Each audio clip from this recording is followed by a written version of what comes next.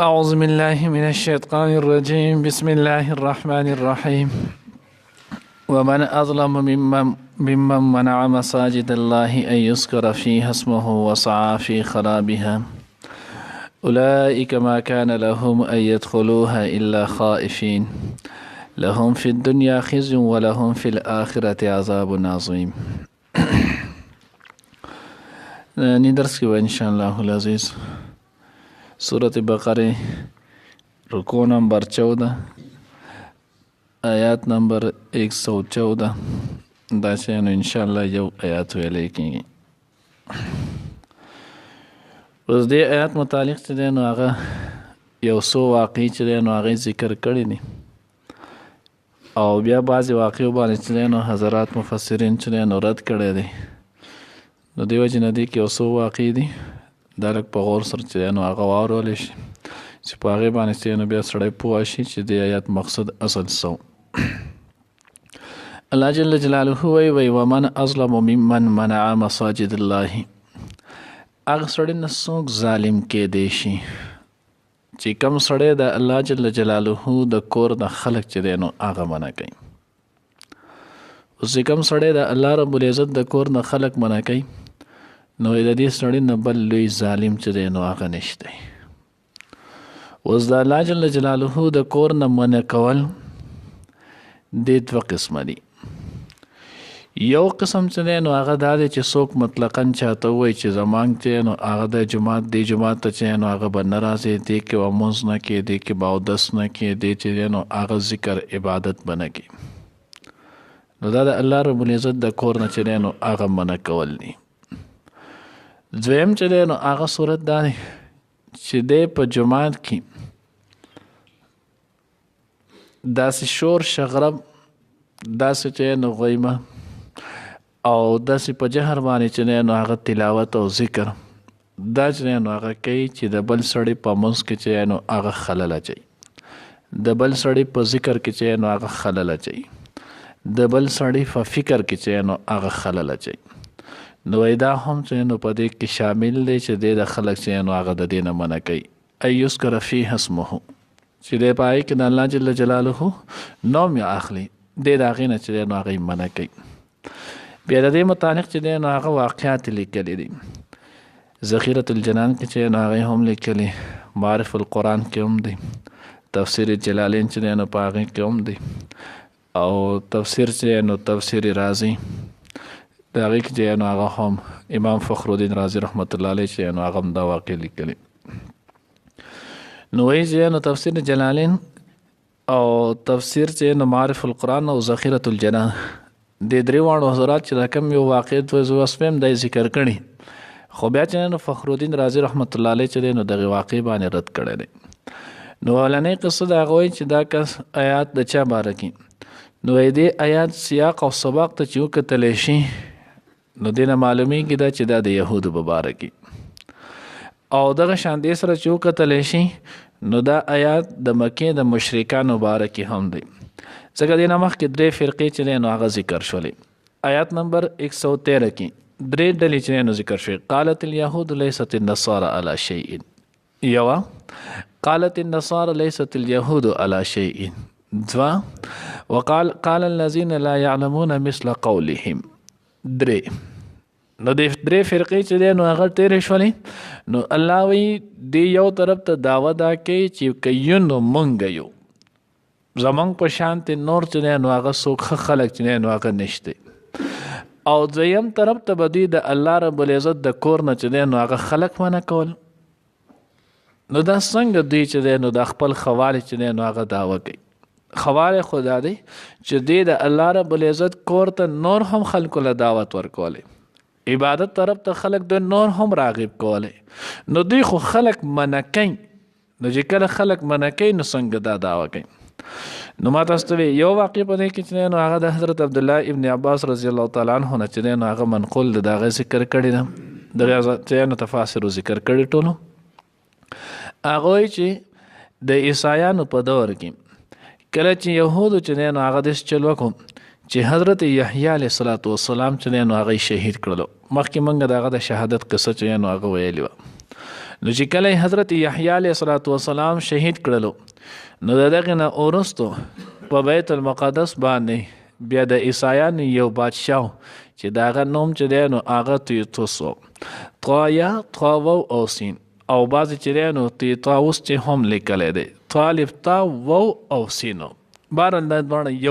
یو سړی و. نو دې کس چې دی نو هغه داسې چل وکړلو د په بیت المقدس باندې چې دی نو حمله وکړله. هغه وخت کې یهود چې دی نو هغه په بیت المقدس باندې قابض ولو. نو دې چې کله حمله وکړله نو د حملې چې دی نو هغه داسې وکړله چې د بیت المقدس چې نو هغې ټول ویران کړلو، شهید یې کړلو. بیا په هغې سره چې کم یهود بن اسرائیل پاتې کېدل نو دوی دغه کسان چې دی نو هغې ټول صحیح مړه کړلو. کم چې دی نو هغه پاتې شول نو هغه خپل غلامان جوړ کړلو. مسجد نبوي، مسجد بیت المقدس، مسجد اقصی،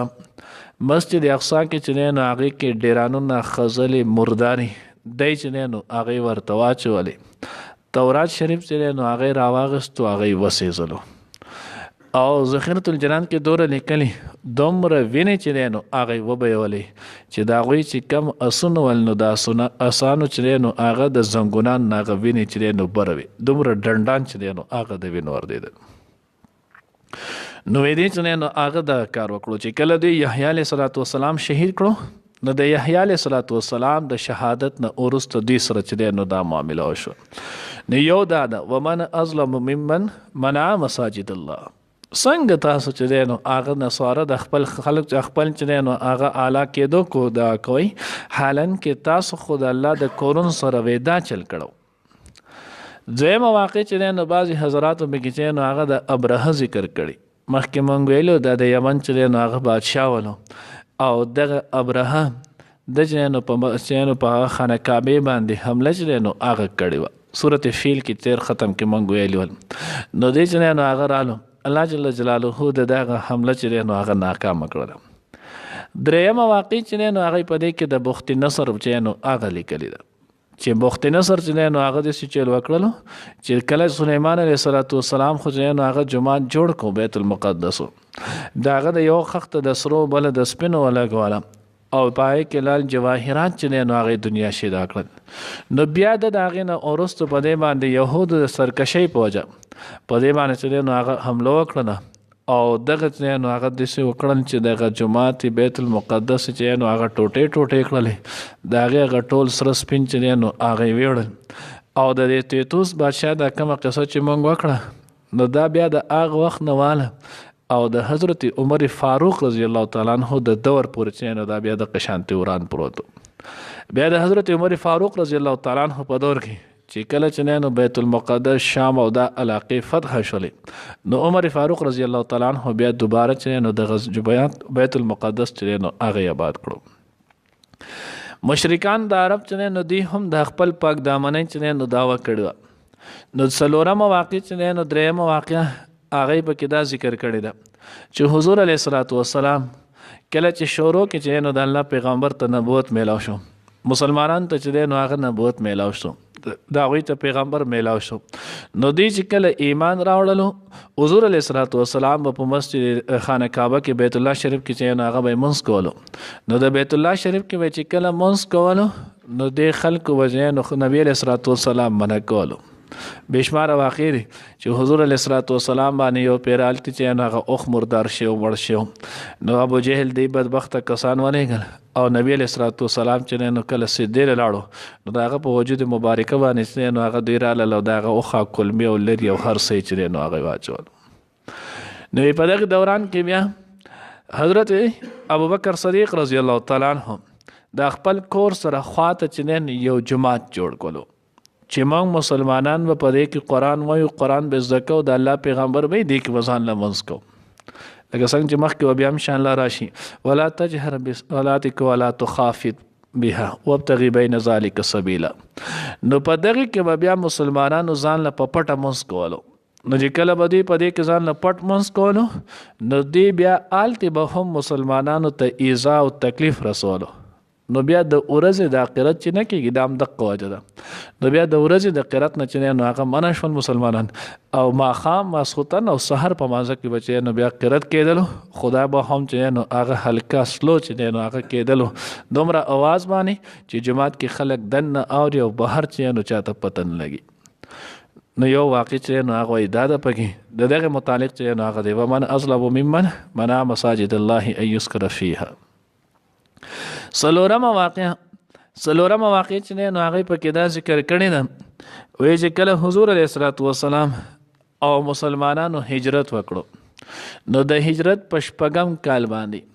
د ذوالقعدې چې نو هغه میاشت وه مونږ چې ورته چې نو هغه د خیالي میاشت وایو د خیالي په میاشت کې نبی علیه الصلاۃ والسلام چې نو د 1500 صحابه کرام رضوان الله تعالی اجمعین سره چې نو هغه سفر شروع کو د عمرې نو چې کله حضور علیه الصلاۃ والسلام او دغه صحابه کرام رضوان الله تعالی اجمعین دې چې نو هغه حدیبیه ته ورسي نن سبا د هغې نوم چې نو هغه شمیسه ده نو دغه شمیسه صلح حدیبیه چې ورته ویلی کېږي حدیبیه مقام ته ورسېدلو نو کافرو چې هلته ورته د هغوی منع وکړه چې تاسو به څه کال چې نو عمره نه کوئ تاسو به واپس کېږئ نور د هغې تفصیل مخکې تېر شوی بیا به انشاءالله په خپل ځای چې راشي نو تفصیل به یې کوم نو څلورمه واقع چې نو هغې پکې دا ذکر کړله نو وایي د دغې متعلق دا آیات رالو ومن اظلم ممن منع مساجد الله ان یذکر فیها اسمه دې چې نو د الله د کور نه خلک چې نو هغې منع کړلو اوس وړاندې دوه قصې چې کوم ما تاسو ته وویل بخت نصر او دویمه قصه چې نو هغه د چا د دې دغه چې نو شاه طیطوس نو د دې دواړو قصې کې چې نو هغه فخر الدین رازي رحمت الله علیه چې نو هغه لیکلي د تفسیر کبیر کې هغه دا ځکه نشتی چې بخت نصر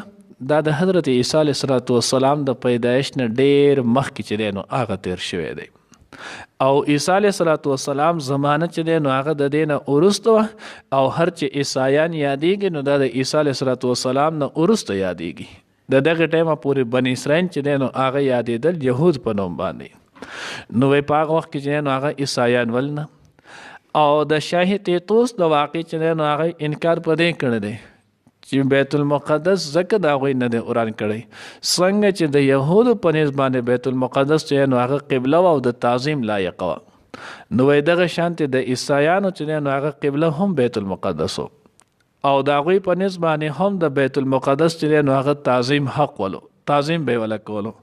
نو دغه واقع چې نو هغه هم صحیح نه ده بیا چې نو امام فخر الدین رازي رحمت الله علیه د کې چې نو یو پنځمه واقع ذکر کړي او هغه چې دغه پنځمه واقع چې کوم ذکر کوي نو دا وای زما په نسبت باندې هغه دا ټول نه صحیح ده او بیا وای چې دا نور واقع هم کېدی شي خو چونکې دا صورت موږ په شروع کې ویلو چې سورت بقره مدنیه سورت بقره چې نو هغه مدني سورت دی دریمه واقع چې ما کوم وی چې ابو جهل او دای کسانو به د الله پیغمبر منع کولو نو هغه مکی سورت نه دی هغه مکی د ورو او دا سورت چې نو دا مدني سورت دی نو دې نه صحیح چې نو هغه راځي چې دا صلح حدیبیه مقامان شی ولو دا یاد صلح حدیبیه په مقام باندې کله چې منع شو نه په دقیق کې راغلی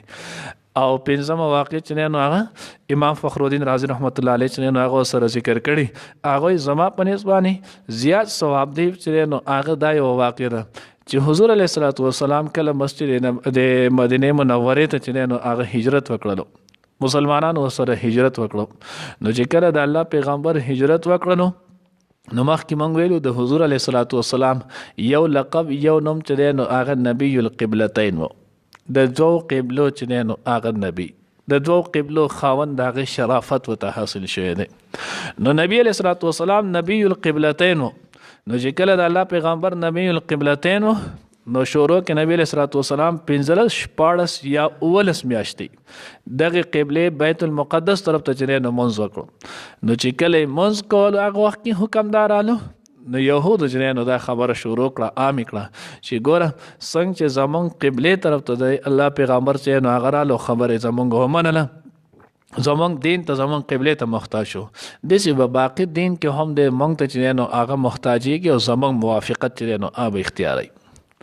نو بیا 19 میاشتې بعد یا 14 میاشتې بعد یا 15 میاشتې بعد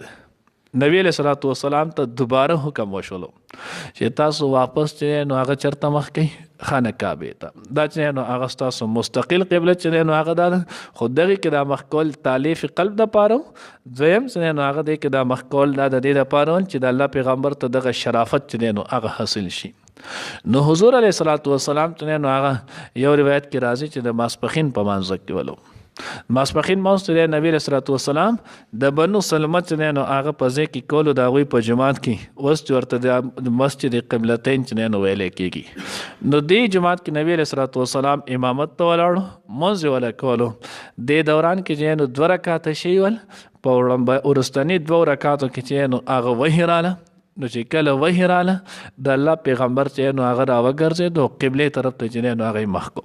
نو زمونږ د جماعت چې نو دې څنګه چې دا زمونږ قبله د محراب دی نو پای کې یو محراب دلې دی او یو پورې سایډ باندې اوس د پورې سایډ هغه دیوال چې نو هغه محراب چې نو ختم کړي البته پاغه باندې بر په دیوال چې نو د محراب هغه نقش چې نو هغه شته قبله هغه نو دې چې نو هغه په دقه باندې وشول. نو چې کله د الله پیغمبر ته دا حکم وشو نبی علیہ الصلوۃ والسلام چې نو دغه حکم وکړلو ټول مسلمانانو چې نو بیت الله طرف ته مخ کړلو نو په دغه وخت کې چې نو بیا يهود د مدینه آس پاس چې کم ول نو دوه خلق د جماعتونو نه منې کول چې تاسو جماعت ته مزه تاسو قبله دغه قبله طرف ته چې نو هغه مخ کوي په دې به خلکو ته آزا او تکلیف چې نو هغه رسولو. نو وای من ازلم ممن منع مساجد الله. نو الته امام فخر الدین رازی رحمت الله علیه زما په نسبانه ټول نه زیاته صحیح واقع چې نو هغه وای دا او دوی ماته استومه صلح حدیبیه د زبې کې تفاسیر دغه 15 وړه واقع چې نو ذکر کړی دي. نو الله رب العزت وای دا سړی نه څوک ظالم کېدی شي کم سړی چې د الله رب العزت د کور نه چې نو هغه خلق منه کوي. اوس په دې ځمانه امام فخر الدین رازی رحمت الله علیه چې نو هغه د خپل مفصل چې نو هغه بیان باس کړی دی چې هغه ټول زمونږ په وس کې نه دی. سلور 15 چې نو صرف په دې آیاتونه راوړي چې قران پاک کې د جماعت چې نو هغه څه حیثیت دی او بیا د هغه فضایل او بیا د جماعت د فضایل او د هغه د آداب سره تقریبا وسما واخام نور څه غدل 25 نواله 30 پورې احادیث مبارکې پیرا کړی او زغه ټول چې زه مو جو ډېر ټایم دی نو ته تاسو جوړی نه زو نو دا غچ نه ډېر زیات د خبر الکرسات چا شوق نه پدای باندې بیا ځان له فخر الدین رازی رحمه الله تفسیر کبیر چې نو هغه ګوري نو په دې ګوري پاره کې من جمله د دې چې نو احادیث مبارکه ذکر کړي یو حدیث مفهوم چې نو هغه داري چې د الله د پاره چې نو کور جوړ کو الله رب العزت به تقریبا آدم له په جنت کې کور جوړ کی بل حدیث مبارکه چې نو هغه مفهوم دار چې د الله د پاره چې نو هغه د قفام ارغه چې نو هغه د جال امر چې نو هغه سو کړل کور جوړ کو یعنی کچ کور معمولی حصے په جماعت کې واسطه الله رب العزت بدله چې نو په جنت کې لوی کور چې نو هغه جوړ کی بل حدیث مبارکه کې چې نو ذکر کړي کم سړی چې نو هغه سو کې مفهوم ده او 10 وکه کور کې جماعت طرف ته چې نو روان شي په هر قدم یو ګناه به معاف کیږي یو نکی چې نو هغه لیکل کیږي یو درجه چې نو چتیږي بل حدیث بیا چې نو هغه نقل کړي داغه مفهوم دار چې په هر قدم به لس ګناهونه معاف کیږي لس درجات چې نو هغه به بلندېږي لس او نیکی چې نو هغه پاول کې لیکل کیږي د دې چې نو بیا نور بیا به یو حدیث مبارک چې نو دا هم ذکر کړي چې د الله رب العزت په نسبت باندې د ټولو نه خوښ زنه هغه جماعتونه دي او د الله په نسبت باندې د ټولو نه بدترین زونه هغه بازارونه دي او بیا حدیث مبارکه کې راځي د الله پیغمبر فرمای تاسو نه کوم ممکن کې دی شي نو بازار ته لیټ راځي او بیا چې نو د وخت دی ځي به جنو دام ذکر بهرحال نو بیا په دای کې لیکل نه چې الله رب العزت په ټولو کې جنو احب البلاد الى الله مساجدها د ټولو خارونو کې د الله ته د ټولو نه خوښ چې نو هغه سني جماعتونه هغه وجه ذکر کړل علامه نووي رحمت الله علیه شارح د مسلم شریف هغه چې د دې وجه چې یو خدا نه چې د جماعتونو اساسه علی التقوا د جماعت بنیاد چې نو هغه په تقوا باندې خودل شي نو زکه دا غوړه دی دویم ک غافل بنی آدم جماعت ته چې نو هغه راشي امام فخر الدین رازی رحمت الله علیه چې نو دا وجه ذکر کړي ک غافل سړی چې نو هغه جماعت ته راشي نو د ذاکر جوړيږي سړی په حالت د غفلت کې جماعت ته راشي غافل بنی آدمی ذکر اسکار نه کوي خو چې کله د جماعت ته راشي نو دی بیا څه چل کوي ذکر کوي اسکار کوي اسم نه کوي توبه واسي استغفر الله وي کلمه چې نو هغه وي نو دی وجه الله رب العزت وایي چې څه غوړه جونه الله ته چې نو هغه جماعتونه دي او بدترین زونه د الله په نسبت باندې چې نو هغه اسواقها هغه بازارونه دي. د هغې یوه وجه امام فخرالدین رازي رحمت الله علیه ذکر کړله. هغوی د دې وجه نه ده که بازار ته چې دی نو هغه ذاکر سړی لاړ شي دی هلته غافله کېږي. که بازار ته ذاکر سړی لاړ شي نو دی به بازار کې چې نو هغه غافله شي، او کله چې دی نو هغه بازار ته ذاکر لاړ شي نو دی غافله کېږي. او علامه نووي رحمت الله علیه چې نو هغه ذکر کړي هغې وجه دا ده چې بازار کې سود کېږي، دروغ ویلی کېږي، تهمتونه چې دی نو هغه لګولی کېږي، غلطې بیې چې دی نو هغه پکې کېږي. نو د دې وجه باندې چې دی نو هغه بازار څه دی بدترین ځای دی. نو ځکه دغه ذکر کړي. بیا داسې نور بیا په هغې کې یو حدیث چې نو هغه ذکر کړی او ډېر وخت نه چې نو زما د هغې باندې تعالی شو نو هغه هم په دغه چې نو هغه امام فخرالدین رازي رحمت الله علیه چې نو هغه ذکر کړی دی.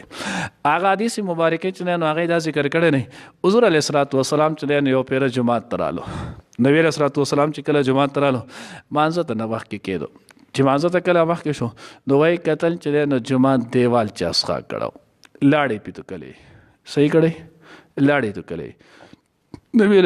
نبی علیه الصلاة والسلام چې دی نو هغه خپل لاس مبارک باندې جومات دیوال چې دی نو هغې مخکې پاک کړو،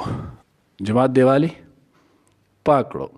الله پیغمبر چې نو هغه وی بیا د الله پیغمبر وی تاسو دې سیمه کوئ دا بدترین کار دی. جومات دیوال دا چې نو جو قبلې طرف ته لاړې توکل دا مه کوئ، دا غلط کار دی. نو ما دا مسله چې نو هغه د ډېر وخت نه کتله مسله چې نو هغه دا ده مونږ اکثر داسې ډېر تاسو به لیدلي کرده کېږي مونږ د جومات په دیوال باندې چې نو اکثر خلک پیزار ږدو. بعضې کسان پیزار راواخلي او این جومات چې نو هغه په سب سره کېدي ځان ته. اوس دا دواړه کارونه چې نو هغه صحیح نه دي، دا دواړه کارونه صحیح نه دي. ما وی نبی علیه الصلاة والسلام چې نو هغه رالو دیوال باندې لاړې توکلې شوي. الله پیغمبر جماعت حکم دغه د تنظیف دی، د پاکولو دی. جماعت حکم هغه چې دی نو هغه د طیب کولو ښکلي کولو دی، نه چې دی نو هغه د تلویسو. اوس د جماعت حکم نو د دې لاندې فرش نه واله او د بره چته پورې د چت د پاسه د جماعت دا دیوال، د جماعت دغه دیوال، د جماعت دا دیوال، د جماعت دا دیوال، څلور واړه دیوالونه د دې حکم چې دی نو هغه د جماعت دی. څنګه چې د جماعت د دې ځای ادب دی دغه شان د جماعت د دیوال چې دی نو هغه هم ادب دی. ځکه د الله پیغمبر که د جماعت د دیوال دغه ادب نه وي نو نبی علیه الصلاة والسلام چې دی نو هغه بیا د دیوال نه دغه لاړې په خپل لاس مبارک نه لرې کولی. نو معلومه دا شوه چې جماعت چې دی نو هغه تنظیف حکم دی، نه چې دی نو هغه د تلویس تسخا کولو. دوباره د جماعت په دیوال چې کم پیزر ښودلی کېږي نو دا صحیح نه دی. ولی وجه چې دی نو هغه دا ده چې دی نه تنظیف کېږي، تنظیف نه کېږي، تلویس ته دی نه کېږي، دی نه جماعت چې دی نو هغه څخه کېږي. نو اوسه پورې مسله نه وه معلومه.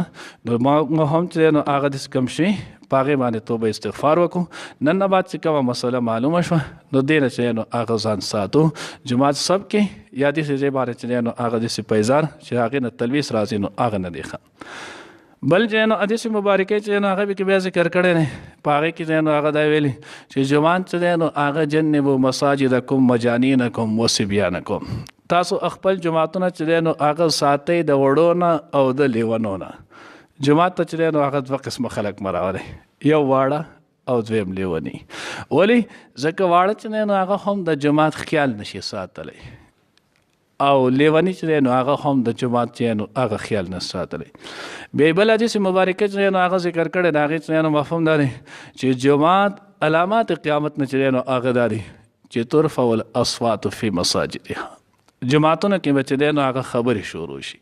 جماعتونه کې به چې دی نو هغه چغې شروع شي. نو تاسو اکثر وګورئ زموږ چې ټوله قصه او غیمه او لانجه چې دی نو هغه راځي نو جومات له راشي. نو دا ټول چې نو هغه ناجایز دي. بهرحال په دې باندې ډېر شي نور دغه باسې کړی دی. نو که چا بیا شوق یې جزان لري چې وګورې هم نو دا څو مسلې چې نو آی ذکر کړي من جمله یو پکې دا مسلې هم بیا حدیث چې نو هغه راوړی جومات کې چې نو اخیستل او خرڅول دا هم ناجایز دي. حضرت سید ابن مسیب رحمه الله چې نو هغه قول هم بیا ذکر کړی وی هغه پیره چې نو هغه کس رانو او جومات کې چې نو هغه خرڅول اخیستل به شروع کړی. هغه ورته چې دا چې نو جومات دا چې نو هاذا سوق الاخره، دا د اخرت بازار دی لن چې دی نو هغه د دنیا بازار تو چې دی نو لاړ شه چې نو د دنیا بازار ته لاړ شه هلته دا چل کوه جماعت کې چې دی نو دا به او دا قصې مه کوه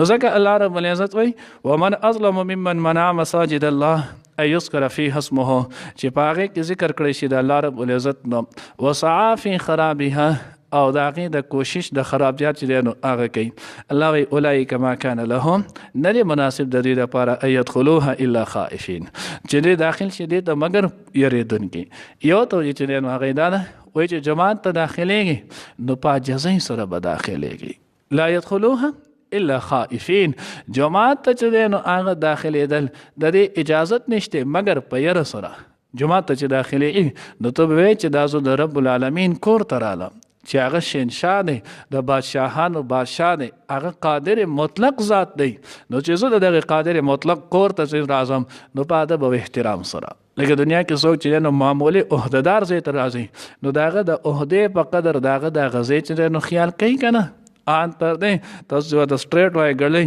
نو د هغې هم خیال ساتي چې هغې ګلۍ ته یې داخلېږي نو په هغې کې څومره په ادب باندې روان شي ځکه کیمرې لګېدلې خلک ګوري دا کېږي چې زه په تعظیم لاړ شم نو د خدای کور دا د هغې نه ډېر دی نو یو وجه چې دی نو هغه دا ذکر کړی ما کان لهم ان یدخلوها الا خائفین جماعت چې داخلېږي نو په یره به داخلېږي